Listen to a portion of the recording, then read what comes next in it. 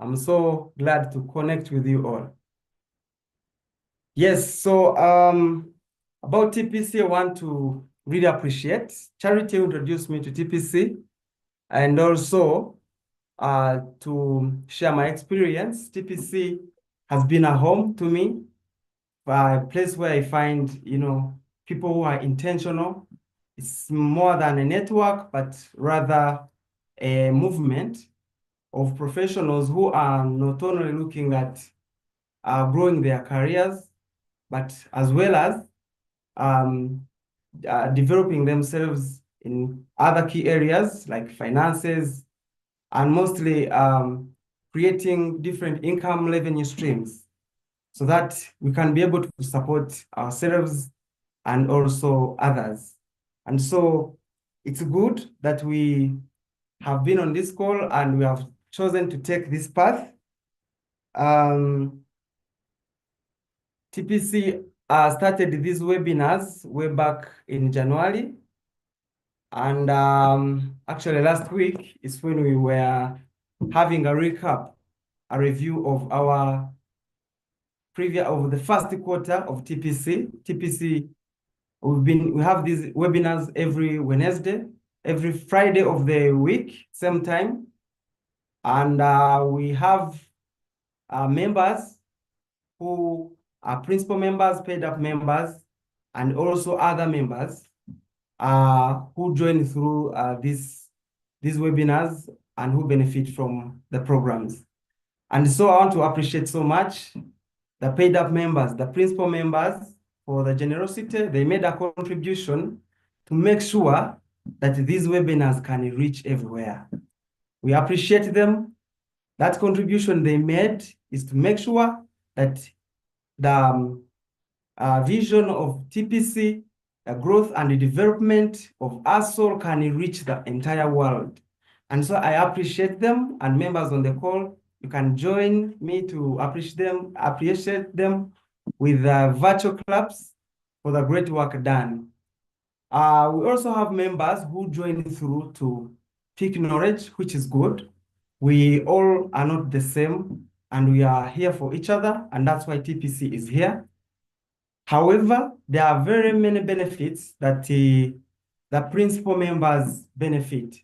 For example, we have exclusive webinars every Wednesday. Those exclusive webinars are so special that I wouldn't wish any person to miss. That's one. We also have an opportunity to have one-on-one sessions with mentors. We are able to reach out to them on a personal basis to have someone to guide you who is willing to also take you to their organizations to learn through and have experience to see what other people are doing, and also to give you a wider knowledge on what you can do to develop yourself. And also, having an opportunity to have your CVs improved and made better to, be able to position yourselves to the job market, which we all are in as professionals.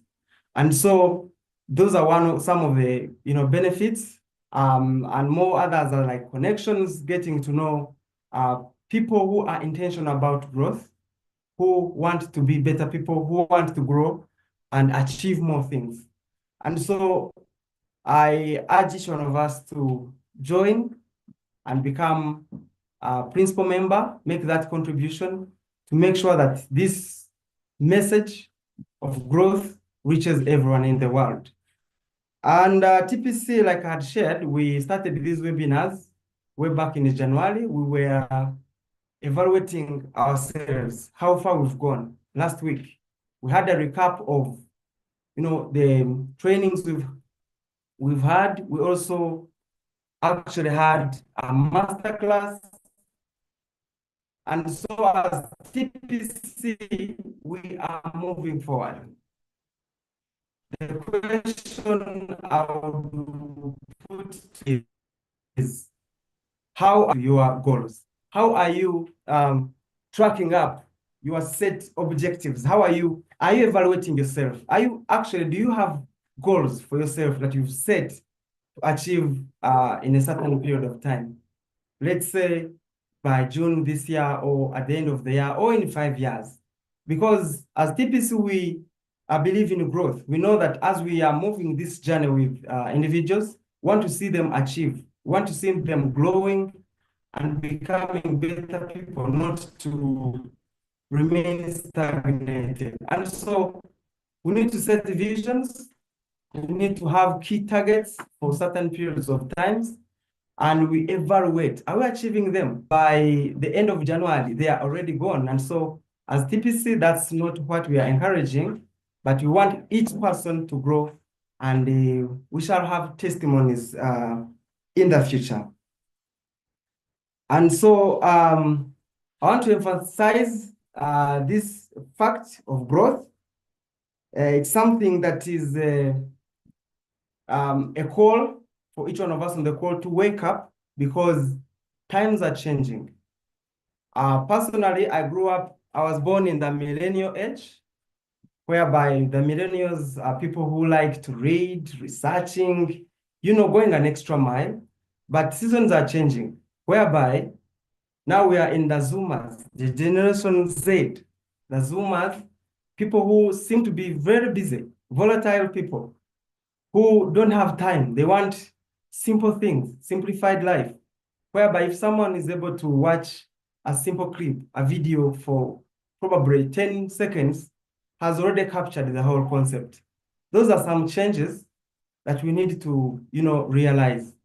The evolution of social media is one of the key signs or key attributes of the Generation Z. That now social media is taking up. For example, Facebook is the one which kind of came earlier, Twitter, there is Instagram, and now LinkedIn, which we are going to be discussing about today. That social media is now becoming a thing. People are following others because of what they are putting out. And so the way we put out the work we are doing, we are sending a message. We are expressing who we are. And so we need to know how we use our handles, how we use our social media platforms to position ourselves for the future, to also adapt to the changes in the generations. We don't have to remain in the old traditions of fax, of PO box. Those key things keep on disappearing. Yesterday, when I shared our poster for today's webinar, I have a friend in Dubai. She reacted, asking me that, hey, are you guys doing this in Uganda? She was so excited, telling me that actually in Dubai, they are recruiting people based only on LinkedIn. LinkedIn is helping them, to get jobs. LinkedIn. And so if we don't wake up, things are changing. Last time we were forecasting that actually by 2034, these things of sending applications by hand in parcels could have been, foregone, could no longer be there. And so how are we positioning ourselves that by the time those times come, we are ready, we are already used, we are not surprised or caught unawares? Those are the things we are going to be discussing.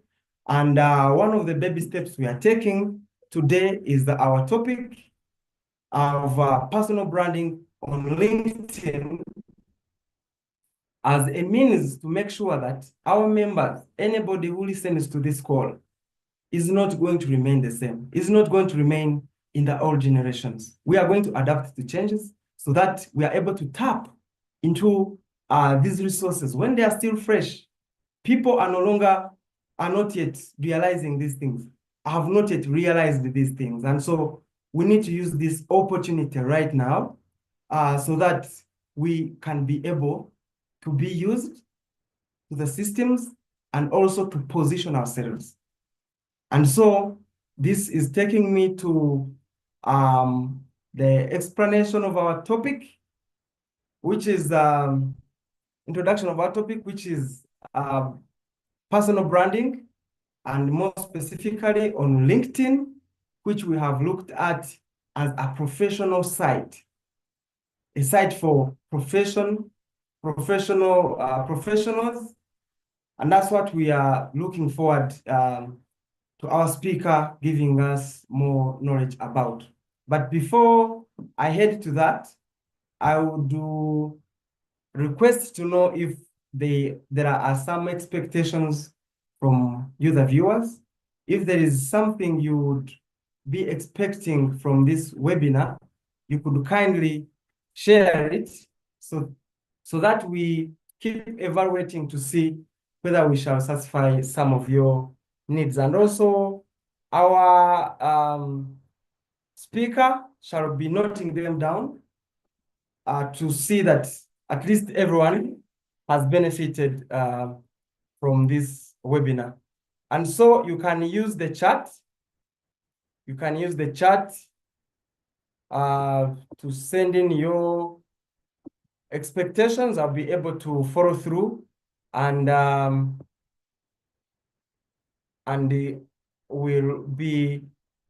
also our speaker will be able to follow through and continue to respond as time passes by. And so let me first introduce myself. I'm Keith Dukuze, and I'm an accountant. I studied accounting and finance, and I'm also pursuing ACCA. I work with compassion projects in Kisoro as a cluster coordinator. I also work with Woolmark Tours and Ventures. It's a tour company as an itinerary manager who manages people who would love to tour Kisoro and East Africa, Uganda, the whole of it.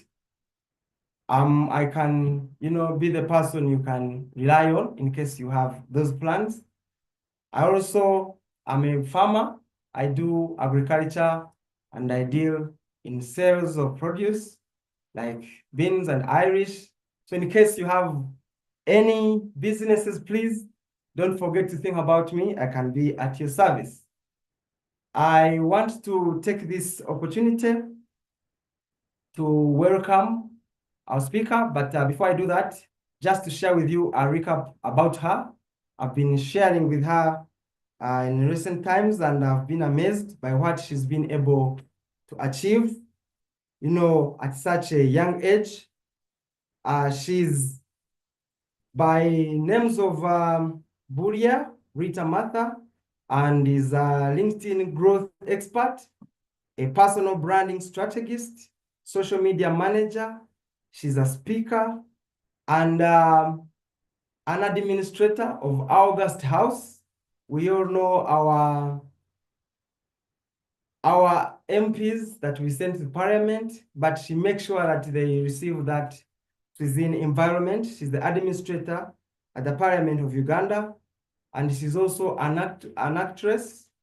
I've been able to get an opportunity to watch through some of her movies, like Sanyu, which I think most of us know about. We know about Sanyu, which airs on Power Magic and on NTV at times. I also realized that she's played a very crucial role in The Merchant of Venice, which some of us know about. And she's also an athlete like me. I'm also a sports person. I do football, and I can also run some long range and short range. So we have that small part in common. And she's now a LinkedIn influencer. I tried to check through her LinkedIn account, and she has over 34,000 followers. And so that is something that is so intriguing, which means that all those people are able to consume, her knowledge and are able to know her. If you can also Google about someone, when we had the masterclass, we realized that in the future, we are going to, be having internet taking over.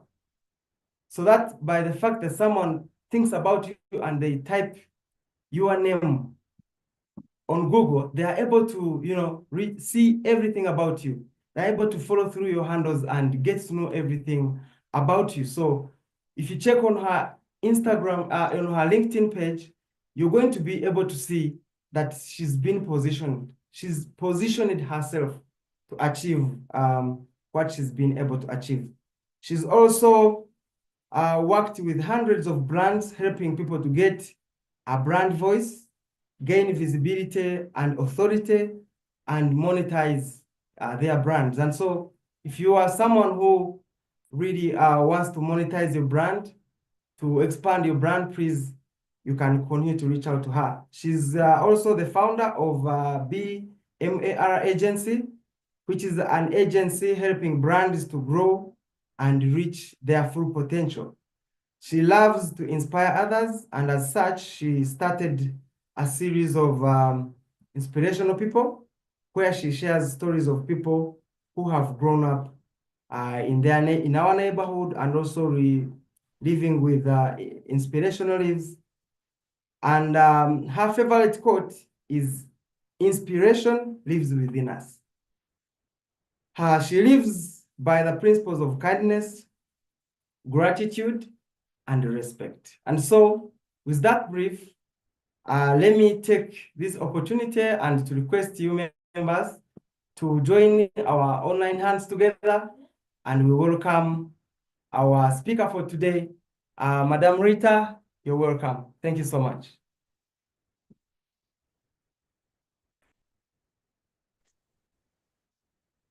Hello, everyone. It's so nice to join you people.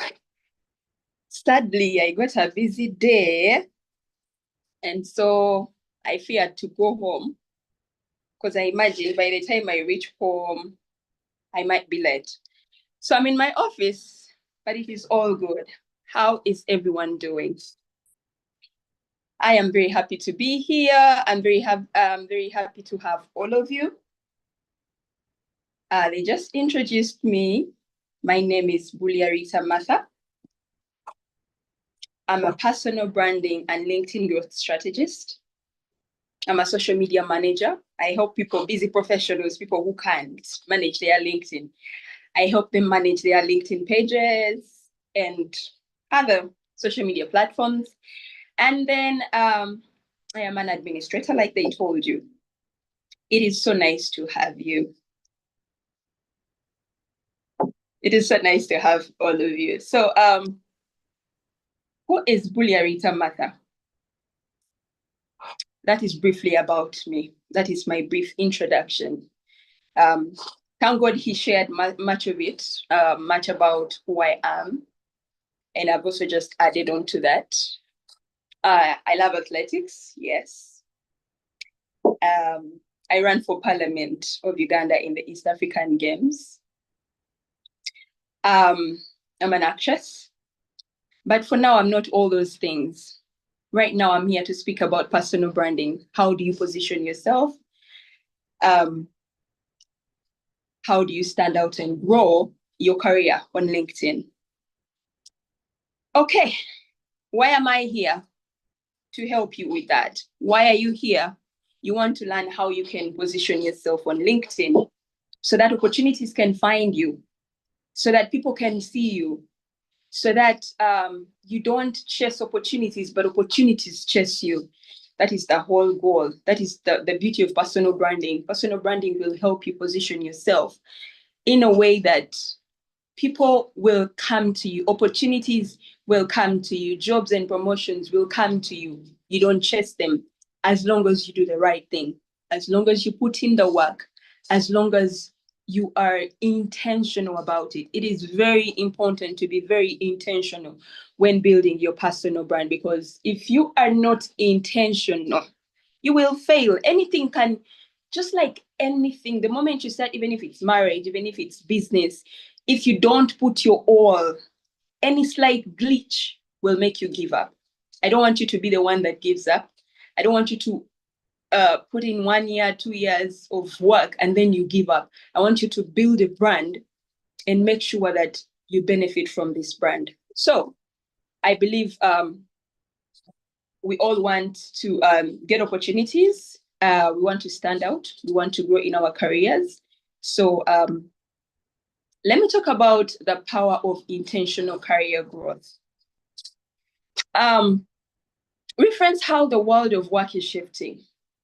Today, the world of work is shifting, just like my moderator was telling you. He talked about in Dubai, they recruit through LinkedIn.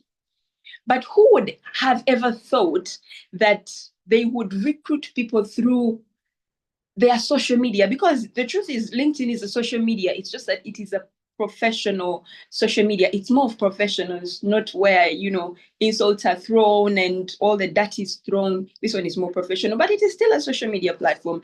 And this is where now employers come and find people that they will recruit. My friend, Coach Samuel, always talks about how opportunities come to him.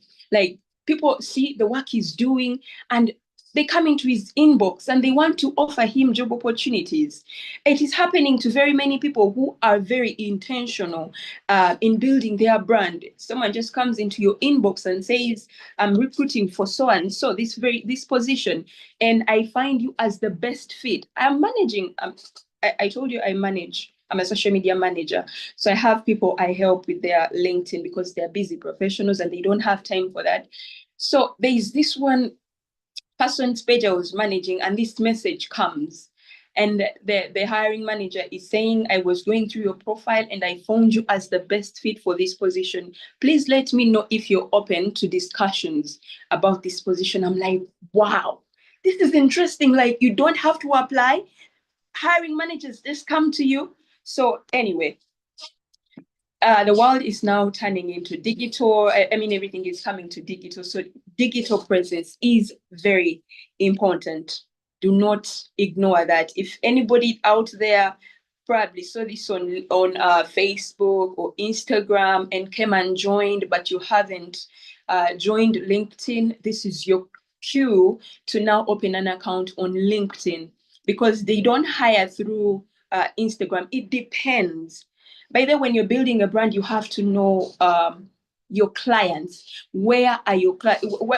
Your audience, your target audience, which is the best platform for them.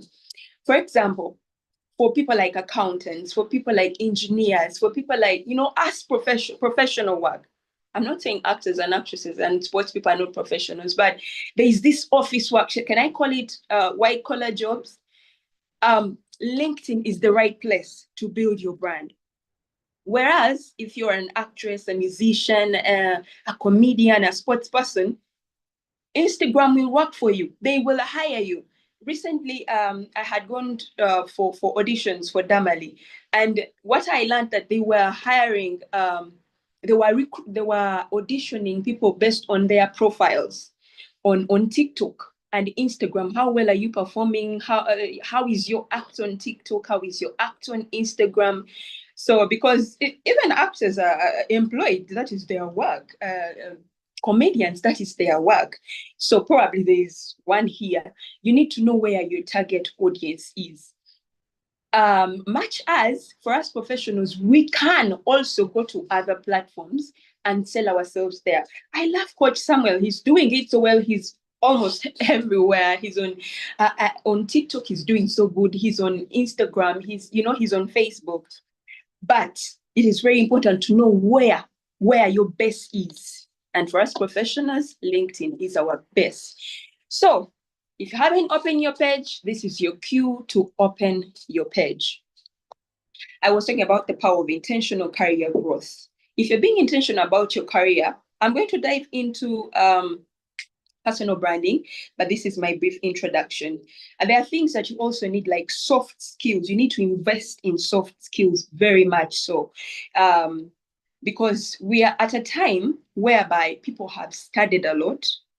By the way, I forgot to mention, I only have a diploma and a degree. I have a reason why I'm saying this, because I'm talking about personal branding. Where we are going, you will know why I said it. All I have is just a mere bachelor's, but people have masters. People have 2 masters, 4 masters. People have PhDs, You will know why I told you that. So there are so many people that have the same qualifications you have, and probably they have the same experience, or but the only way now you're going to stand out is through your soft skills. Your soft skills are going to sell you.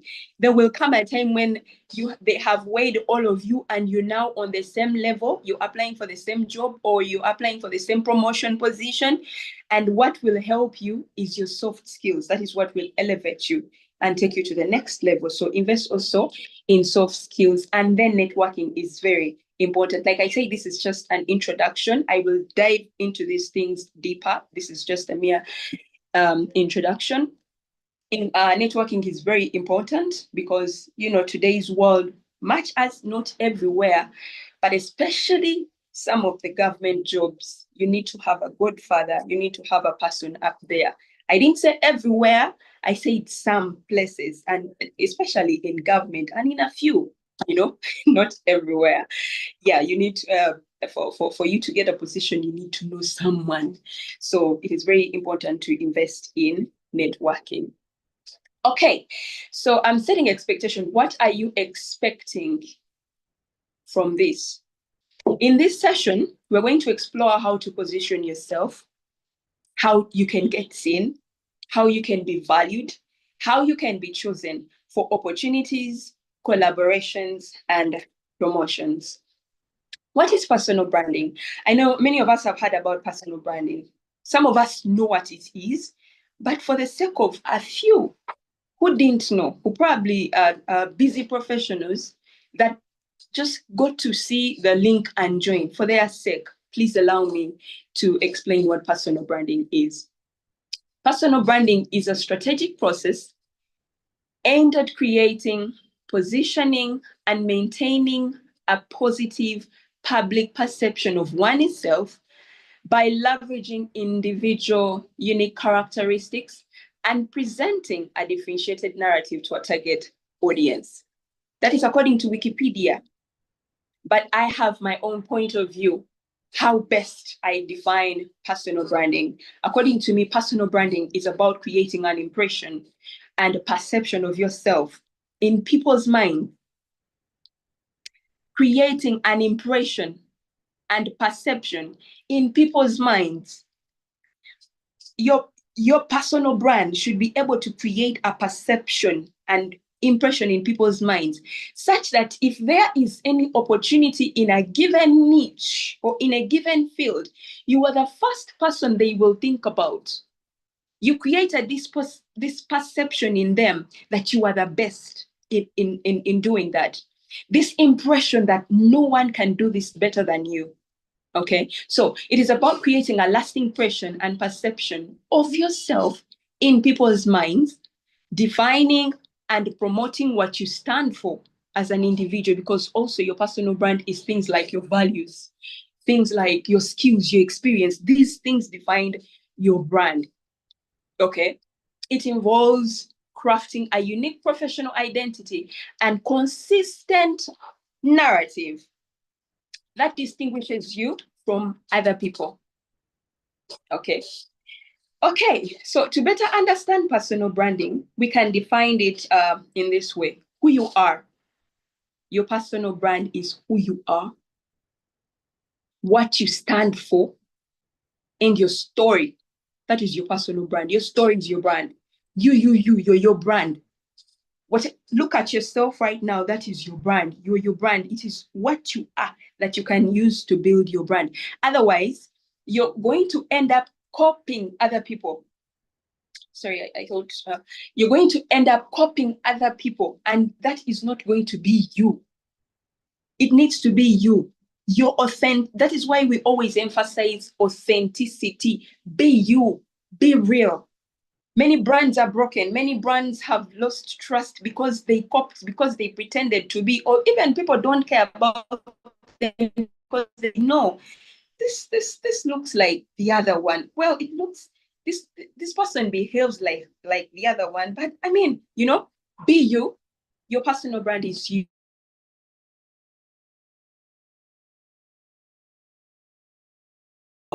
Your personal brand involves defining and promoting what you stand for. Like I told you, your skills, your experience, your values, because if let's say I'm building my brand on kindness, that should be seen in me every time, in my posts, in the way I comment, in the way I do things. I cannot be seen, for example, promoting, can I say it, LGBTQ, when my brand stands for, I'm a Christian. Mine is built on faith-based. You understand? So your values also define your brand.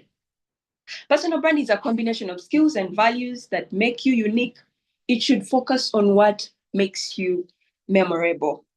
What I chose is empathy and kindness. So I try to always emulate it in my posts, in how I share stories. You will pardon me, I'll keep using myself and a few people out there, but just for sake of people understanding. So before you grow, still about personal branding. Before you, okay, let me go back here. How to stand out and grow your career. That is our topic for today. I want to say something here. In the process of building your brand, there are things that you need to pay attention to. One of them is self-awareness and vision. Self-awareness. Know yourself. Before you even start building your brand, know yourself. My moderator is an accountant. You know you are an accountant. You love accounting. Now, he did mention other things, and those things can there's what we call ikigai concept, whereby what you love, what you're good at, what the world needs, and what you can pay for. Where those three meet is where you build your brand. You know that concept? Or I heard about it, I got to know about it recently, and recently I've been while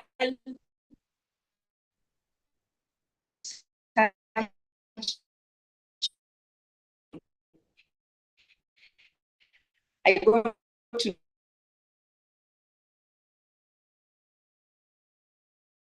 what you're good at, world need for, find where these three is for me. That is where your brand is. For example, you can be an accountant, but you love and accountancy or finance to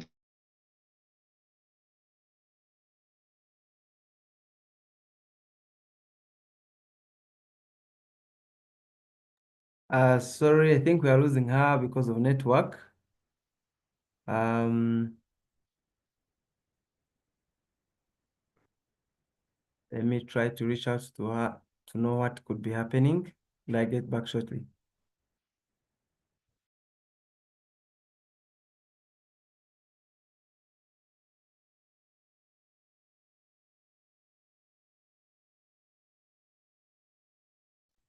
Hello? Am I back? Do you hear me? Yes, please. Now we can hear you. Yes, Sorry. please. Sorry, I'm sorry about that. I think it's the internet issue. So sorry about that. So I was talking about the ikigai concept, what you love, what you're good at, what the world needs, and what you can be paid for. You find a meeting place in this, and then you can use that to build your brand. I want to talk about still in self-awareness and vision. These are now I'm talking about things that are going to help you to build your brand so that you can be able to stand out and grow in your career. Career vision. What is your vision?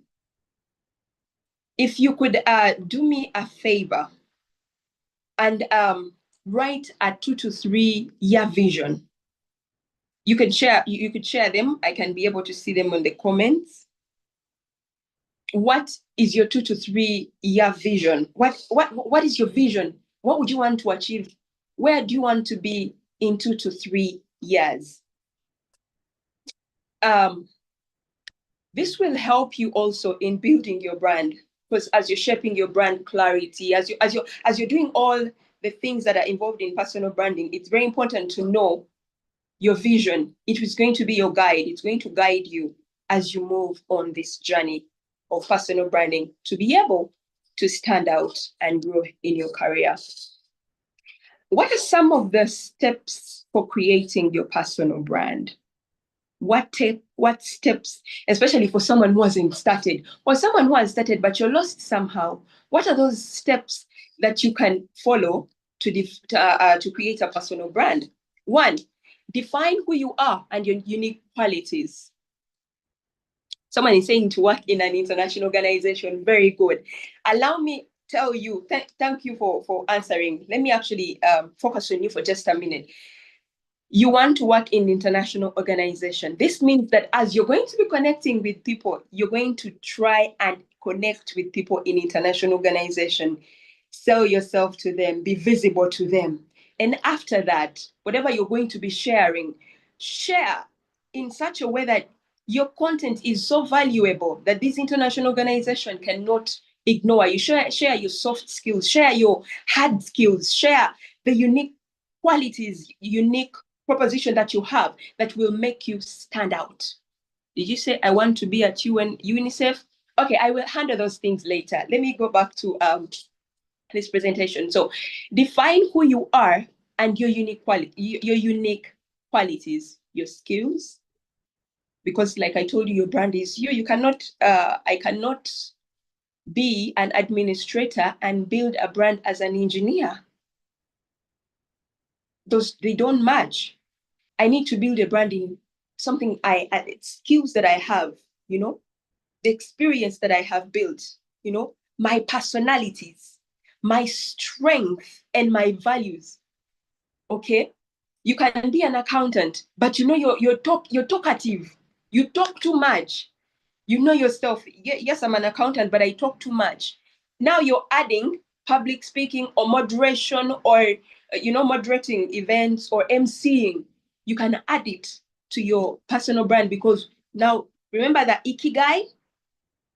While you are an accountant, but you also know you talk too much. These two meet somewhere. So you saw yourself as the MC for accountancy events or whatever that is, But yeah, like I was saying, define who you are and your qualities, those skills, those experiences, those strengths. That is what you will need to create your brand. And then define and understand your target audience. You cannot be an accountant. I'm sorry, I'm using the accountant. You cannot be an accountant and you are targeting and you're selling yourself, you're connecting with people who are, let me look for something, who are engineers. Those two don't connect. Even you need to connect with accountants, people in the accountancy and finance and that field. So define and understand your target audience, who they are, where they are located, who would appreciate the image you want to portray. Remember when I told you, you cannot be an accountant and you're selling yourself on TikTok. Well, it does work because lately, actually today it works, but now it comes to positioning. How are you positioning yourself? Because these people here on TikTok, actually now this is an idea for accountants here. I'm a brand strategist. These TikTokers here are people who come from villages, from the grassroots, from, people who are not famous. They create videos and suddenly they are blowing up. And then they are getting money, but they do not know how to use that money or how to save it or how to spend it. Now, this is where now you position yourself. If you're going to position on TikTok, for example, you position yourself as a person that's going to help those people in financing and managing their finances. That is an idea for accountants. But initially, LinkedIn wouldn't be for accountants, only if you position yourself. But you can position yourself on LinkedIn as an accountant, as an engineer, because all organizations have accounts on LinkedIn. HR hiring managers are hiring people on LinkedIn. So for professionals and 9 to 5 employees, LinkedIn is a very good place for you to build your brand. Define your core values. What do you stand for? You need to know that. And then choose relevant platforms, like I told you. And then create content that is niche-based. You have to create content in your niche. You're building your brand. Building a brand doesn't mean just creating a LinkedIn profile and you stop at that. You have to be creating content in that angle, in your niche, so that you position yourself, so that people can see you, so that they can see that the gap they have or the need they have, it is you that can solve it. And then in the process, monitor and adapt. Always, as you're building your brand, analytics, monitor and adapt. If you realize my strategy that I was using was this and it is not working, you need to change and find something that works, because the aim is for you to position yourself as the right person, as the people that they see. So if you're creating content, but the people you want, for example, my friend here who said he wants to work in international organization, no staff of an international organization has ever commented on your post, or they are not even following you because you created a post and you look through the people, the new followers, and none of them is in international organization. Change your strategy, monitor and adapt, so that your content is for the right target, the people that you want to see you, the people that you want to attract. Your content should be focusing on them. Okay. Building a personal brand. I just told you are already a brand, just that you're not an intentional one. Where you are right now, you're already a brand. Because of you, your story, and what you stand for, you are already a brand. But maybe we are not intentional, and now you need to be intentional. Okay, I want to now give you some of the LinkedIn profile tips that will help you position yourself, that will help you get seen, that will help you get noticed, that will help you stand out. One of them is a clear professional profile picture. That is very important. You see the image I'm having here? One person called me for a consultation, and they had used their phone to take a photo, and that was the profile picture they used. I told this person, this is not professional. At least for once, invest in 2 or 3, only 2 or 3 good shots. Go to the studio. I know very many people here. If I asked you to share your profiles and I try to go through them, there are very many people who are using phones you took with your camera, a phone your friend helped you to take, that was, yes, it was a camera and it was professional, but it was taken at your wedding. But you are an engineer, you are an accountant, and you're using that photo. Please invest in good photography, in good photographs as your profile picture. And it doesn't hurt if you, like I told you, to invest in at least 2 or 3 or more, such that every time you write that professional photo, that professional profile, that you know you're targeting for that big organization you want, at least during those times, you use one of those. Image sells. Image sells, my friends. People buy into people. You know how during elections, some people will vote a person simply because they are looking cute on the poster. So even jobs, some people want to hire people that look good for their position. So the good thing with a professional shot is they will edit it and make it look beautiful.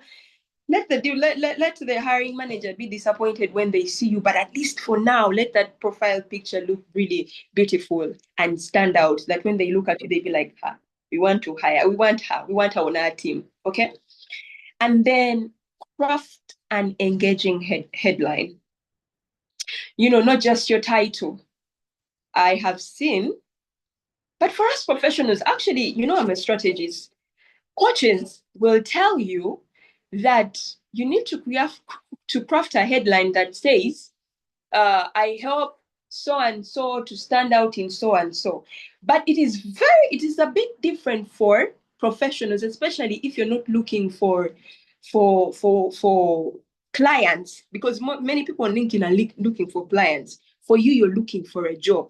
Now you're looking for a job and you're saying, I help individuals monetize their accounts, but you're looking for a professional job. It is very important to position yourself the right way. I always talk about positioning. It is important for a professional. You're not going to use these LinkedIn headlines they use. Some coaches misguide you in that angle. As an accountant, it is okay for you to put accountant and then add something briefly on that.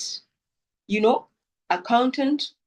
My friend here said he's an accountant, he's a farmer, he's okay. You don't need to put all those things, accountant, farmer, blah, blah, because they don't match. But once in a while, when you're putting up posts, you can talk about you being a farmer. But don't craft your headline as though you're looking for these clients that we LinkedIn people are looking for. Okay, it depends who is listening right now. You could be looking for clients.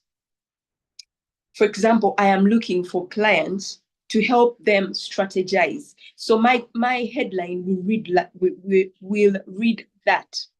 But if I am positioning myself for an international job, this headline is wrong. LinkedIn growth expert helping you grow your account and monetize. For an accountant, it would be wrong. Put yourself accountant. Add something that is account based. I don't want to say wrong things and then you laugh at me, but something short, brief, account based, and that talks about accounting. Leave it at that. Okay, so craft an engaging headline, and then compelling about section. In your about section, tell your story, not just your resume. Because somewhere down there in experiences, you're going to put now your experiences and but make it a story, make it engaging while you're showcasing your experiences. Make it also like a story, engaging, so that people find it fun to read through. Other people don't have time to read through. You don't want to write something that is so boring that people will look once and then move on. You want to have their attention. So create a compelling story, share some beautiful experiences of how you solved a particular accounting problem at your work where some money was lost, and then you help them solve them. Or sorry. Oh, okay. Sorry. I thought you don't hear me. Are you still hearing me? Are we still good? Yes, please. Yes, we can hear I you. can hear you on my end. I saw something. I thought you're not hearing me anymore. So your about section should tell a story and should really be attractive so that people will enjoy to read it to the end, and then will find the interest that you wanted them to see. And then highlight your achievements and contributions, not just roles. You know how you put, I have worked here, and then you don't highlight what achievements, and yet you did some things. You really did some achievements. Like I just told you, probably there was a situation at your workplace, and there was some money that they couldn't find, and you helped them, show it, highlight that in the achievement so that they can be able to see it. And then let your online presence reflect your offline excellence. Use your online to reflect what people do not see. Okay. And then visibility is not vanity. It is a strategy. It is very important also to be visible. You're going to ask me, how do I be visible? How to be visible is engaging with other people's content. Yes. And then putting up posts that really are valuable and valuable in your niche, that when they see them, you cannot dodge them. I must say, Coach Samuel is one person who puts up posts. Sorry, I'm using him because you will forgive me. Should I use myself? No, I prefer using another person. But Samuel is one person. He writes his posts in a storytelling way. He will use his personal experiences and use it to, and usually personal stories travel. Visibility, LinkedIn visibility works like this. It is mostly what you give is what you get. How? When you engage with other creators, somehow the algorithm pushes your content so that people can see your content and they engage back.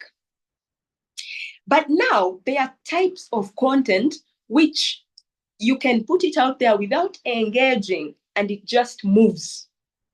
Those are stories, and then the celebratory kind of post, you can just put there, I got this job and it has 500 likes. Or you share a beautiful, touching story and you don't engage and, Now that is visibility. The more people see your posts, that is visibility. We want that. The more people see, you might find, I have seen your post. I am not an employer. I'm not going to give you a job. But what happens is I have people in my network who are the employer you're looking for. When I engage on your post, like or react, it is going to show on this employer's page that Ritah reacted on Sam's post. And sometimes curiosity killed the cat. The employer would want to know, what is this post about? See how it is attracting more visibility to your post. Are we now understanding how visibility works? When I engage on your post, people in my network, on their feed, you have probably noticed, you've seen that part where it comes on your feed. A person in your network reacted on, for example, Ritah reacted on Timothy's post. And what happens is this person who sees out of curiosity or out of just wanting to see what post is it, they will tap. And then your impressions are growing. Now, among those people who are tapping is the person that you wanted, the employer, the hiring manager, the CEO or the finance manager or head of department of UNICEF, of UN. How have I gotten, let me just explain this a little bit. How have I gotten opportunities to rapporteur for UN organizations? I don't have any member working in UN. But then surprisingly, someone is coming to you in your inbox and they're telling you, we saw your post and we would want you to rapporteur on our event. How did they see? Someone in my connection reacted and the other person got to see. And so they read through the post and liked what they saw, and now they are coming to me. That is how visibility works. So I'm saying visibility is not vanity, it is a strategy. When you're building your brand, please work so hard to see that your posts are visible. I understand when you create a post and you have 2, 5, 10 likes, it means your post has not moved much. Work hard to see that your post moves. You never know, it doesn't move much. Don't get me wrong, it could move to like only 100 people, but out of those 100 people are the real people that it was intended for. That is also different. But the bigger, the merrier, the bigger, the better. Okay, so always, as you're building your brand, always give value before asking for it. Work to add value before asking for it. Even when you're networking, in the process of networking, make this person, give them value before they come to you. One time I tried out the outbound strategy. There is this person that I saw and I thought I need to help them with their LinkedIn. So when I came to them, I didn't come and say, your LinkedIn is lacking, I need, I just showed them their problem. I noticed your page has this and this, and it is lacking in this way. But you could do it this way. If you do it this way, then it's going to be able to attract the kind of people you want. And this person tells me, honestly, I don't have time to do those things. Can you help me do them? Give value before expecting it. Sell yourself as the expert, as the person that can solve that problem, because otherwise the opportunities will not come, that promotion will not come, the recruiters will not see you. There are so many problems in the world, in your professions. whatever your profession is, there are problems that are there. Be the person that always posts are solving problems.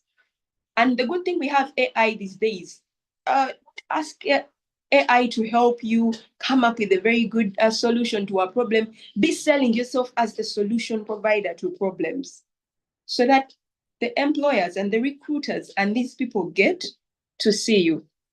And then always reach out with genuine appreciation and ask questions where possible. This is all in the process of building your brand. Career growth strategies. Growth doesn't just happen. It must be pursued for you to be able to grow. You don't sit in your comfort zone and growth will come to you. You must pursue growth. Okay. Now, if that is the case, I emphasize, because you're not just, personal branding is a lot of things. It's not just about posting things. I made a post about applying for jobs and I'm not getting them. But I am to blame. Do you know why?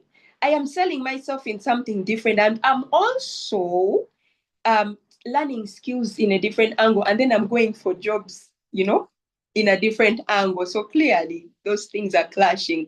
But I emphasize lifelong learning.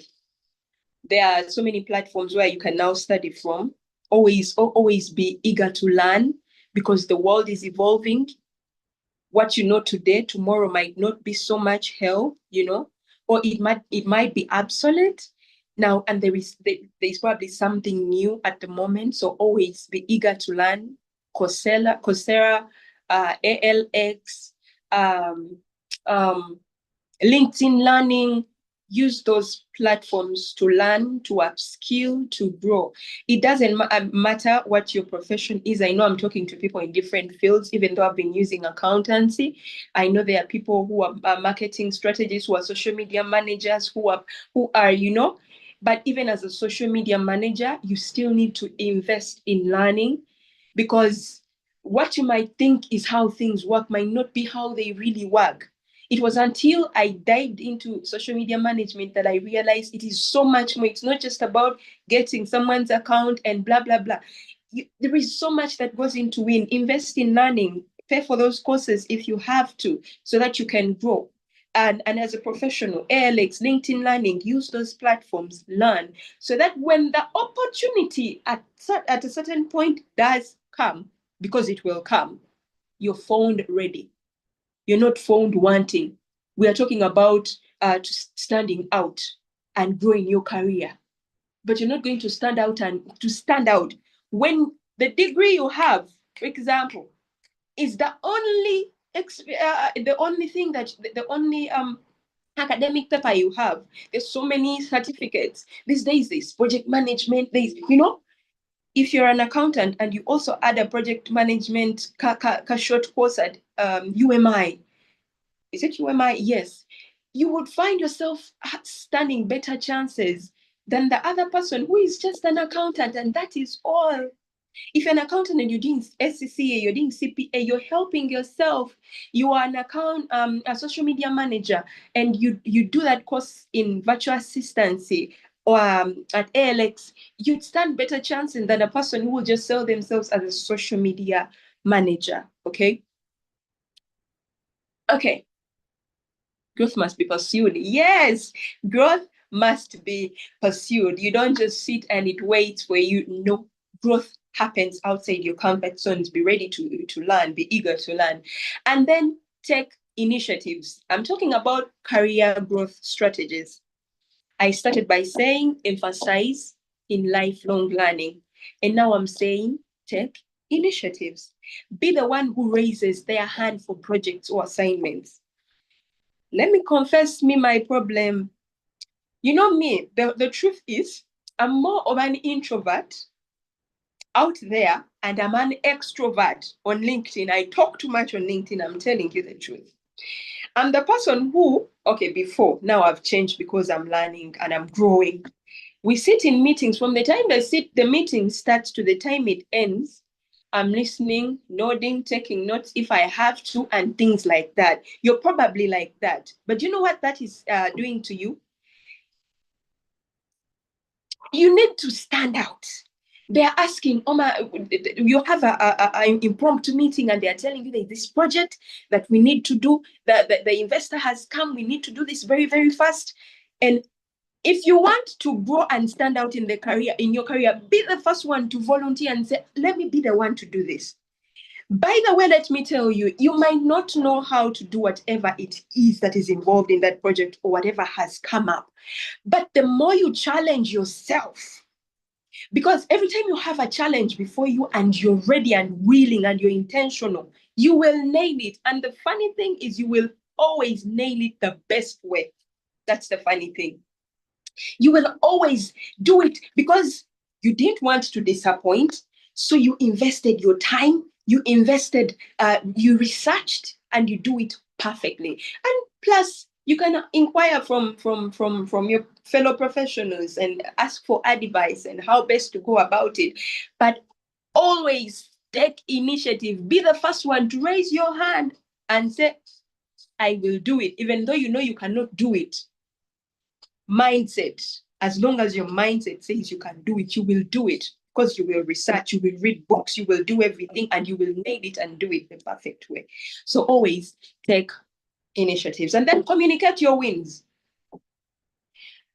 How is the hiring manager going to see you if all you post about is how to, you know how LinkedIn content is. I don't want to go there. But your content needs to be such a way that, it needs to have a brag file to it, of your achievements, so that people find you as the right suit, the right person to do the job, the right person to hire for that position they created in the organization, How? For example, let me give an example of myself. I've been doing rapporteuring and I don't tell people. But recently I made a post and it brought me other opportunities. So by me, like I told you, a little brag file to it. I just mentioned about rapporteuring and the hiring people out there got to see me.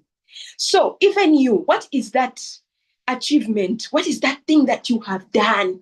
Communicate it, tell it, because if you sit on your wings, no one will know. You see people posting about, I got a new job, I finished this certificate, I did this. They are not bragging, they are not being foolish or stupid.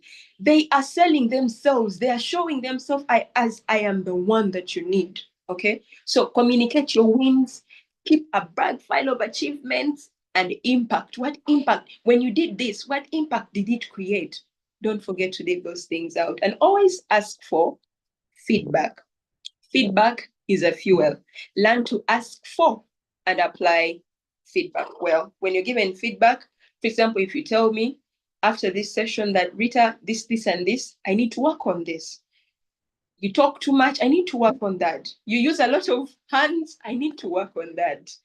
That is now me as a speaker, but you as an accountant, you as a social media manager, you as an engineer, or whatever your profession, ask for feedback. Let's dive deeper into LinkedIn.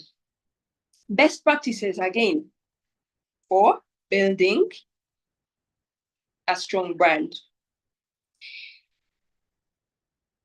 Best practices, one of them is creating content. Because I have always visited people's profile and I find they're always reposting. Excuse me, let me, I think I have a lot of light. Just a minute. Let me get my hanky. Kind of sweating.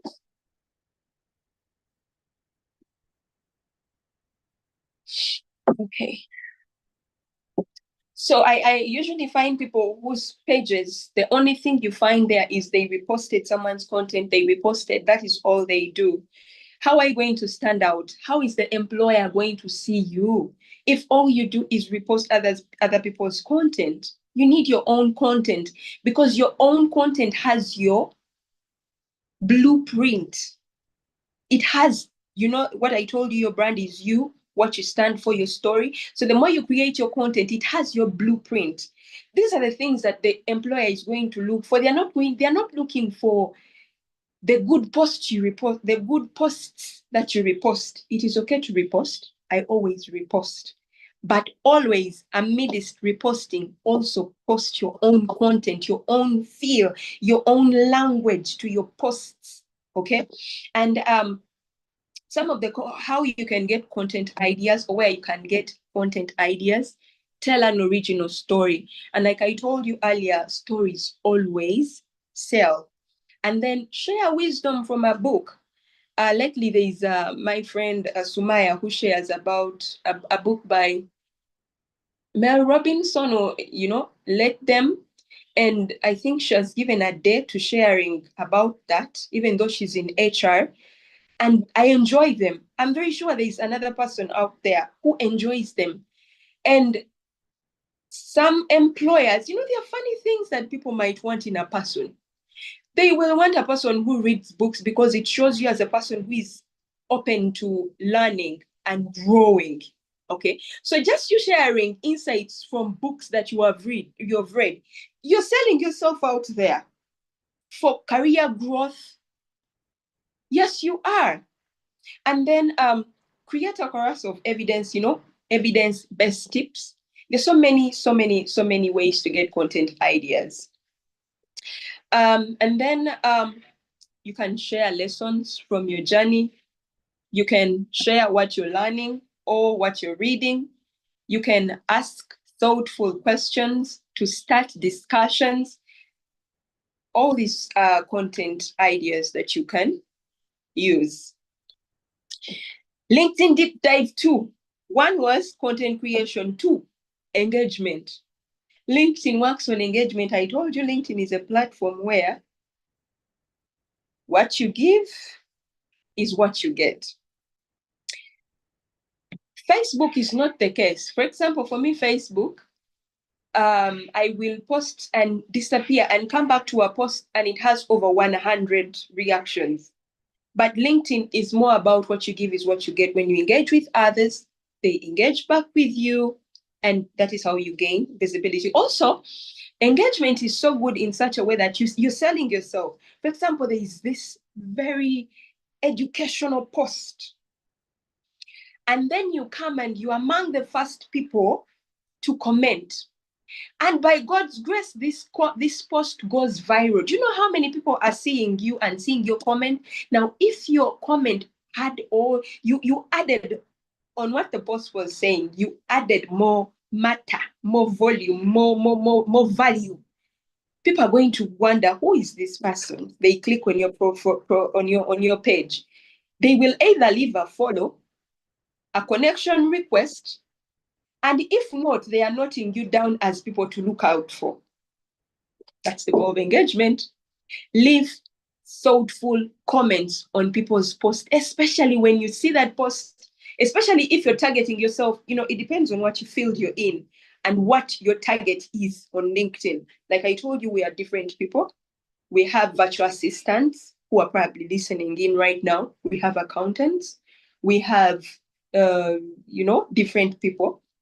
But what matters is in your niche, if a top creator who is an accountant put out a post, actually what you need to do is to look for 5 top creators in your niche. As an accountant, look for 5 top accountants. As an engineer, look for 5 top engineers. As a virtual assistant, look for 5 top virtual assistants. I can go on and on, but get those 5 such that the moment they drop their posts, you are among the first people that comment. What that does for you is it gives you visibility. The moment you comment on their posts, you gain visibility. Why? Because everybody who comes to this post, your comment is one of the few they will first see.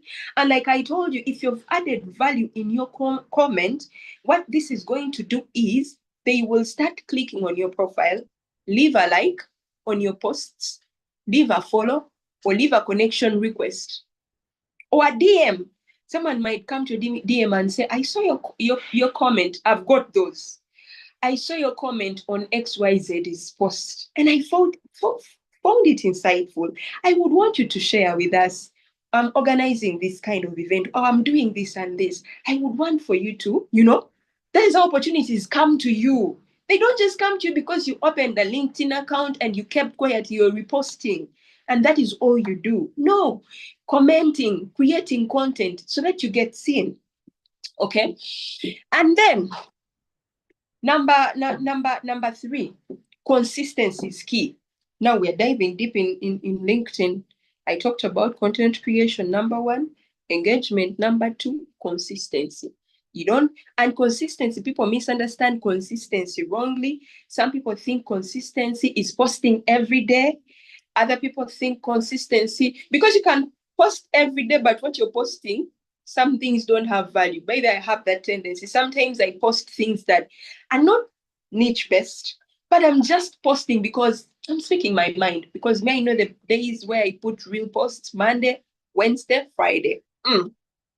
Now, if I got an idea while I was working on a Tuesday, I don't stop on throwing it there. Okay. But me, my consistency is that Monday, Wednesday, Friday, those days I don't miss. Okay. And then consistency also talks about talking the same thing all through. Like I told you again, I have a tendency of throwing things in there that are different from what I'm supposed to be talking about. But it does help me somehow sometimes, because you find opportunities still coming through that. As long as you have this in mind, one problem, one solution, one person. You're addressing one problem, you're showing that one solution, and you're addressing it for one person. You might end up it might end up reaching the right person that will give you an opportunity. Okay.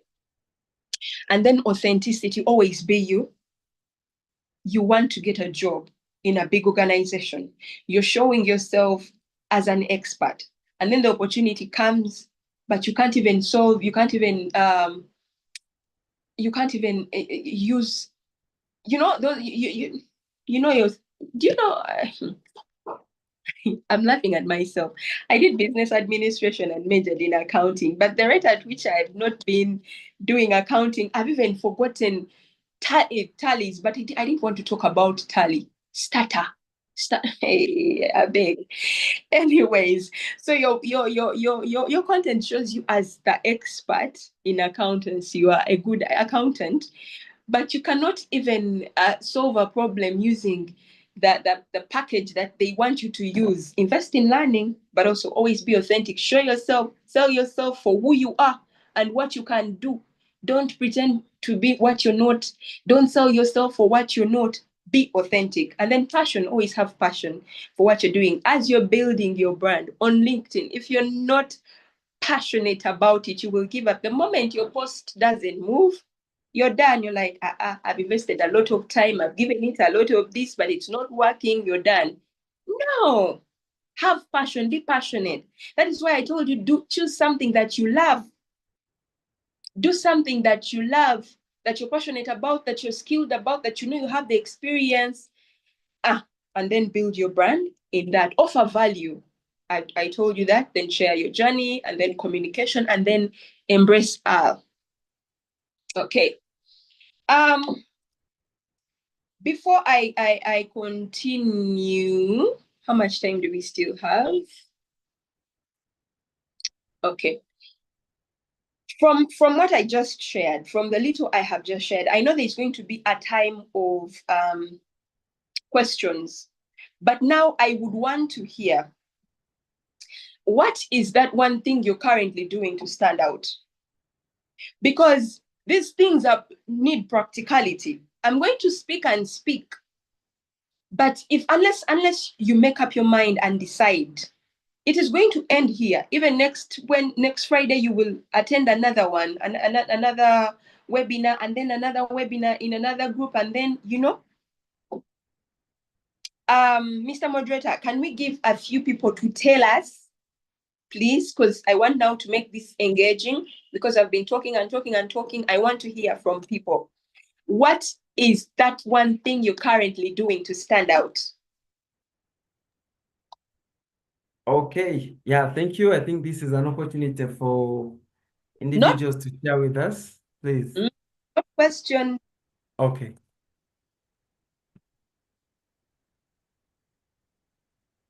Please take this chance, please. Someone is saying, can I share an audio? How possible is that? Please, yeah, I see Theophilus. Theophilus, you're welcome. Please, you can share. Thank you. Good evening, colleagues. Thank you, moderator. A special vote of thanks to Coach Samuel for putting this together as usual. So I've been following closely from the Genesis. I'm an accountant. So what am I doing? Maybe you could give some counsel, Ritah. So personally, on LinkedIn, every month I endeavor to publish an article on what's trending, not what's trending really, but issues that I feel more of like thought leadership, more like of advisory. My thoughts on what can be done to make the situation, to reduce the risk in a situation, basically in a country perspective, because I have interests in government stuff. So every month I try to publish an article. That times content is not there because there's really nothing to talk about, and some months something that is really trending, an accounting issue or something that has a value for money perspective. Then number two, in the recent past, I realized I can do poetry. So, and I'll need some counsel on that because, how do they say? Because, okay, the thing with so usually once in a blue moon, not like always, I do record some videos, though I'm trying to improve the quality of my videos and I share them of my poetry acts, but the poetry acts are really targeted toward particular events, maybe like Women Empowerment Month, maybe like Men's Day.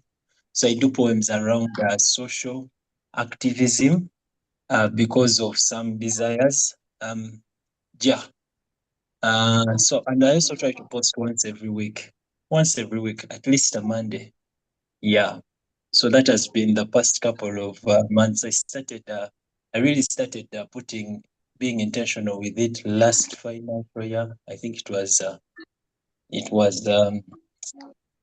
what month? It was June 2023. Yeah.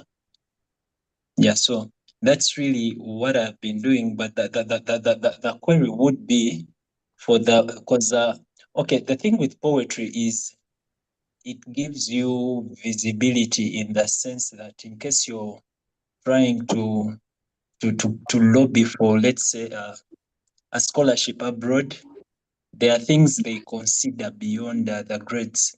They tend to look out if you've been doing other things beyond the grades, even to enter a university abroad. You just don't apply. They ask a lot of questions. So I feel like poetry will help me, give me an added advantage. So that is why I share my content there. Do you think it's wise to share such content there, or I should stick to Instagram and TikTok, like other poetry news that I know?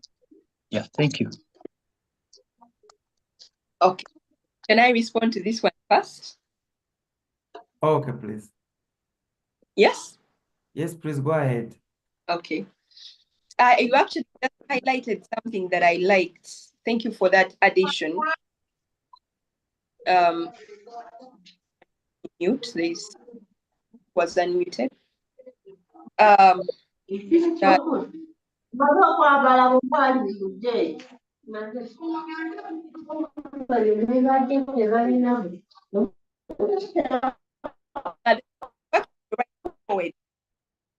it is one of the that you look at when you're joining university. Very good addition. Because but just to talk about articles, those other things that make you stand out. You're doing the right articles, doing the right thing. You are right track, write articles. Oh, I don't know. Or you said you're writing articles about what is trending in your field of accountancy. Trust me, you are doing the right thing. You're doing a good thing. You're selling yourself out there. Trust me. It is also giving you more visibility. Actually, on your profile, you can always highlight it as the first thing they see, because posts they will always see. But articles, some people might not be able to see until they came to your profile. Now, here when when you go to your page, you know where there's on top there's posts, reactions, articles. Let articles be the first thing they see so that you sell yourself. And I hope okay, I hope I got you right and I didn't lose anything. You write about what is trending. So I hope what is trending, you're offering solutions or adding insights or giving value on that very problem or topic at hand. That helps you to stand out. And you writing poetry, do not stop. Just have a specific day for it and say, let your page not be about poetry all through, because you are an accountant and the jobs you're targeting or the opportunities for further education you're targeting are in accountancy. So maybe get a day and say maybe every Thursday or every Friday I share about poetry. You need all the visibility. Trust me, you need all the visibility you can get. Sometimes that poetry, which is actually not in your niche of accountancy, is what is going to attract the right person. You know? There is a doctor that I know, a doctor in Mulago, a big one, but he wrote a novel that actually literature students were doing. I don't know if they are still doing it, but when we were acting Merchant of Venice, it was one of the books we acted. And reading through the author, he's a medical doctor, but he wrote a romantic novel. Guess what that did for him? He got opportunities to partner with people abroad. He's a doctor, but now he's authoring, writing books for some international organization. I've forgotten because that was 2023 when that information came. But what I'm trying to say, a doctor, now an author. So you can be an accountant, but this poetry, remember how Coach Samuel always tells you, find also other things you can do that bring in money, find side hustles. You might find that this poetry will be your side hustle that will bring in more money. Let me not spend a lot of time on that, but keep doing it. Just don't fill your page with poetry. Just get a particular day for that poetry.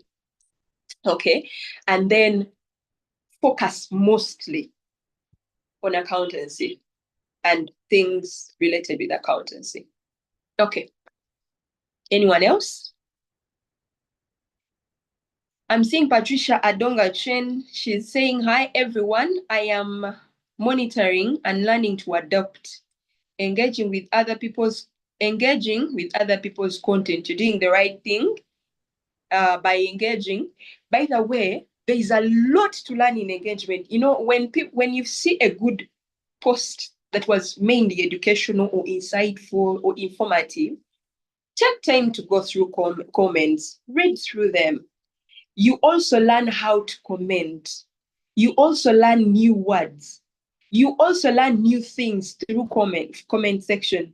The post might highlight like 4 pointers on a particular topic, but 6 more are in the comment section and you're going to get them there. So learn to read through comments, learn to engage and leave insightful comments.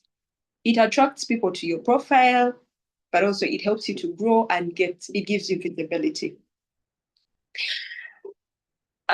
Someone said, who is this? Yes? Actually, Alan Kwikiriza had raised up his hand. Okay, please. Probably having something to share with us. Okay, good evening to you all. Good evening. Thanks for the moderation and everything. And by names of Kwikiriza Alan, a student at Makerere University Business School in my second year, offering Bachelor's of International Business. Great thanks to Coach Samuel, as I'm also looking forward to us being like you, sir. So, me personally, currently I'm running an initiative called Brand Uganda Initiative at Makerere University Business School. It's also a personal brand initiative that we are currently I'm trying to bring. Okay, it has been there, though it has been inactive, because I reached a point and I felt like I also needed more classes to understand more all about personal branding. So I had to go further. I had to first learn, then I came back and rebuild the initiative. So personally, I'm so much into things of public speaking, and of which is more that I've been doing, things related to personal branding. Um, Probably also my Coach Samuel. I've been getting or learning more from what he has been sharing, though I've been contacting him and literally he has not yet given me that chance of an invitation, talk to him via maybe a text on LinkedIn, which has literally been lacking slowly by slowly. But I believe by today's engagement, I've literally understood more of what I have to include. And me, Coach Samuel, I have a request too. I have a Zoom meeting that will take place on 18th. That is on next Friday. I'll also have one that I'll be coaching, one of my initiative or my students at large. And my request is I would like to first talk to you before I engage with these people. Thank you so much.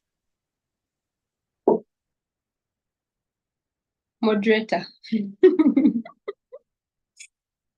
Thank you so much. I know our coach has been able to note that.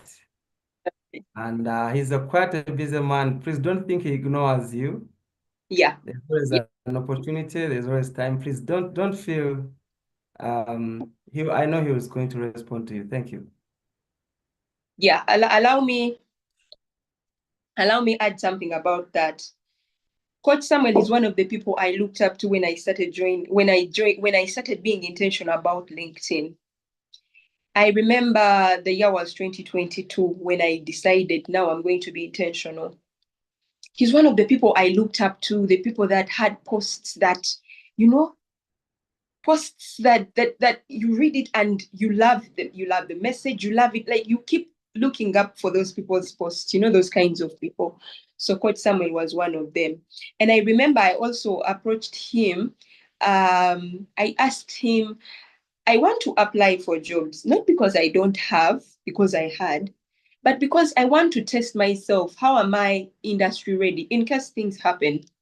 So I want you to be my referee. His response was, no problem.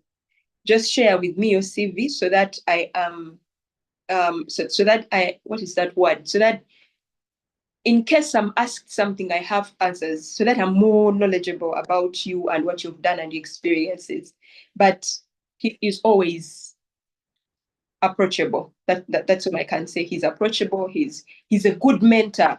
Oh, he's very encouraging. He has encouraged me on this journey because I found him building. He has encouraged me, has supported me, and very many other people. So don't lose heart. He has heard you. I'm sure he has noted. Mm.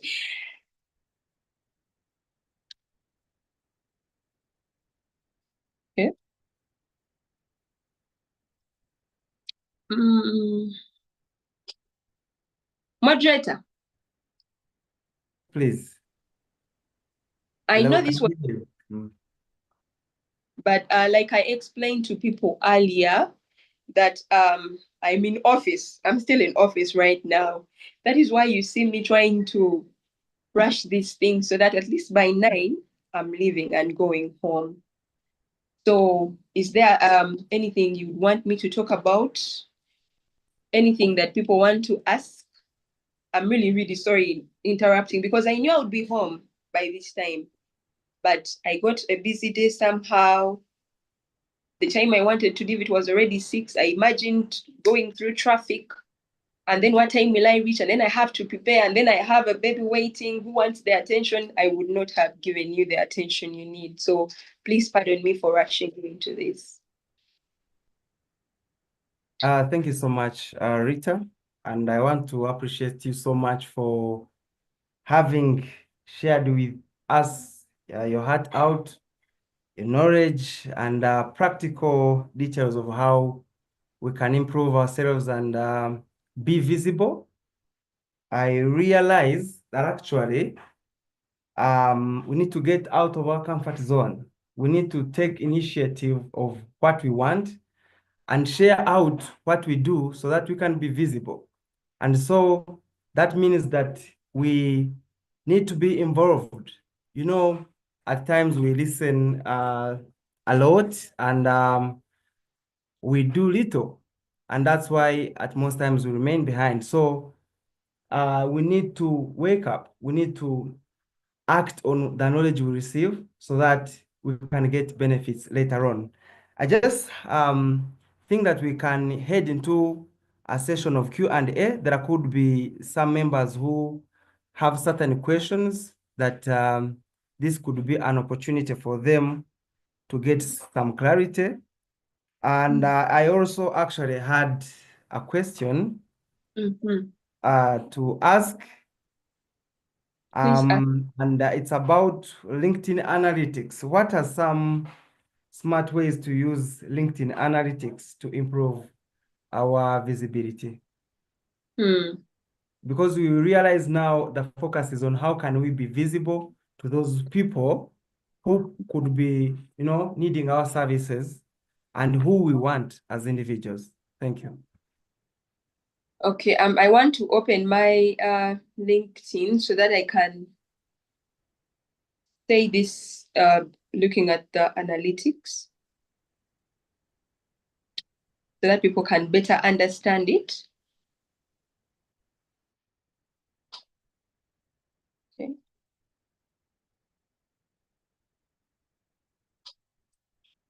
So how can you use your analytics? Wait, let me first get there. Okay.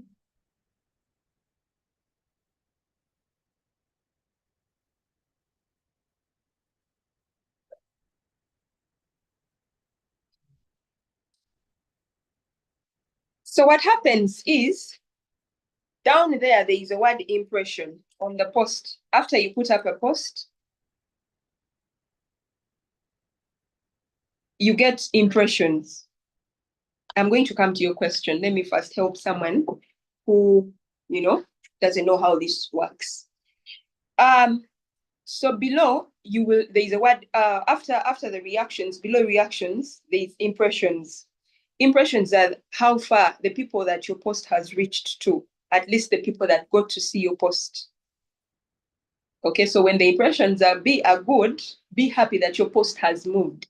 If the impressions are, let's say, below 100, just know that is how far your post has gone. Only 100 people have gone, but that should never discourage you from posting again. Why? I just told you, you can have 100 impressions on your post, but in those 100, the truth is the people you were targeting are the right people that the post went to. Probably they are the hiring managers that you wanted to see. So impressions should never discourage you and say, well, my impressions are 100 and only 2 people reacted, and those 2 people reacted are myself and my friend. Hiring managers, CEOs, employers, they don't engage on posts, just so you know. They do not engage on posts. They will come, get what they want, and they are off. They don't have time for LinkedIn. LinkedIn is a lot of work, my dear friends. Engaging, posting, connecting, it is a lot of work. So busy professionals. That's why I told you I help busy professionals. That is the Kalanga again. Busy professionals, I help them grow their account. So you will actually sometimes find that even sometimes the real CEOs are not the ones who see your post, because some CEOs have social media managers or their assistants are the ones that run their pages, but it is still okay. Why? Because if it is the assistant, let's say the CEO or the head of operations has a position, who is the first person they communicate to? The assistant. Put that down. We need a project manager for this project that is coming. Now, the assistant who is managing the CEO's account saw you or saw your post. She will be the one now to recommend you to the CEO and say, oh, sir, that is why that is why we're telling you now they are using LinkedIn. The CEO is going to go to the, I mean, the assistant is going to tell the CEO, I came across Keith. This guy has a very good LinkedIn. He talks about exactly what you're saying. The CEO is going to say, show me his profile, and see how now the CEO gets to see you. Okay. Let me not go off track. How do we use analytics? I hope someone picked something from that customer information. So the impressions, when you tap on the impressions, you will see the people who engaged, who they are, and what positions they hold. So for example, if the people that engaged on your posts are virtual assistants, you're an accountant, you're looking for an international job, you hear me, my friend, you're looking for a job in UNICEF, but the people that saw your posts are virtual assistants helping, let's say, business professionals grow their account, and they take 80%. And then there are, let's say, entry-level position people, because let me use the right demographics. They talk about, I want something. The way the analytics come, they will show you location, they will show you seniority in level, they will show you it has refused to open. I wanted to explain it based on exactly that. Size of the organization of the people who saw your post. What is the size of the organizations they work in? Now use those analytics very well. They will help you to see if your content is going to the right people it is intended to or not.